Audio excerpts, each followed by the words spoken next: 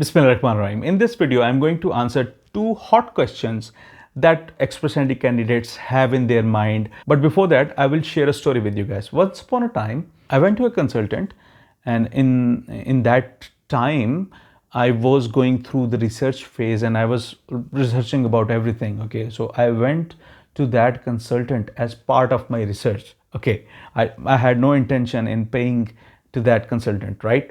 So I went there and they assessed my profile and things like that. So I asked them a question that at what stage my age will be locked, because my birthday is around the corner. So the agent replied that when you create your express entry profile, your age will be locked. If you are 29 years old, you are going to remain 29 years old and until you receive your passport stamps. Okay, so at that time I knew the agent was bullshit, right? So in this video, you are going to find out the answer, because I'm going to share section A11.2, and this screenshot is from the IRCC website.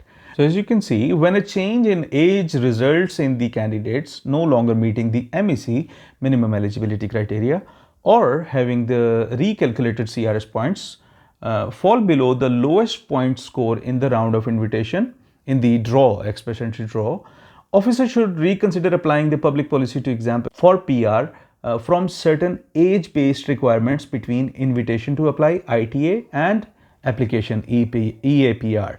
So you could see that your age is not locked at the express entry profile creation, rather it is locked when you receive an ITA.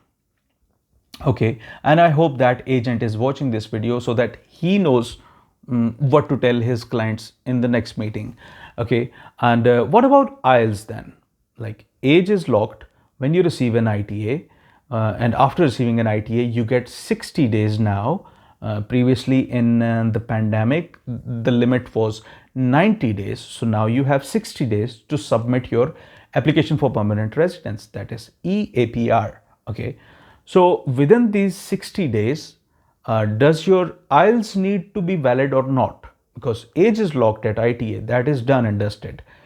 But IELTS, it needs to be valid for until you submit your application, the EAPR. After you submit your application, then your IELTS will be locked.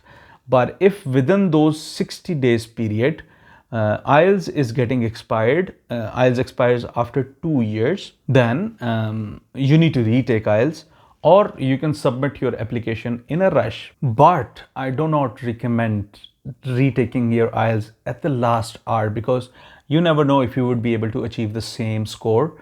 Because if you had achieved like 8.5 in listening, 8 in reading, 7.5 in listening, 7 in writing, and in the next attempt at the last hour, if your speaking goes from 7.5 to 7, or if your reading goes from 8 to 7.5 or 7, or if your listening goes from 8.5 to 8, then that will be CLB 9 for that module, right? So that will impact your CRS, and you will have to be really like in a rush and in a panic situation. So always retake your IELTS 3 months prior to your IELTS expiry date if the ITA is not foreseen in the near future. Okay, so this is a tip, by the way. So age gets locked at ITA, IELTS gets locked at AOR, like EAPR, because within 24 hours you will be receiving your AOR. That's the timeline, right? So this was about meeting the FSW criteria at the time of EAPR. Okay, if you think this video added value to your express entry journey, then please hit that like button, subscribe to my channel, because there is more coming up. This is Iftikhar, wishing you guys all the best.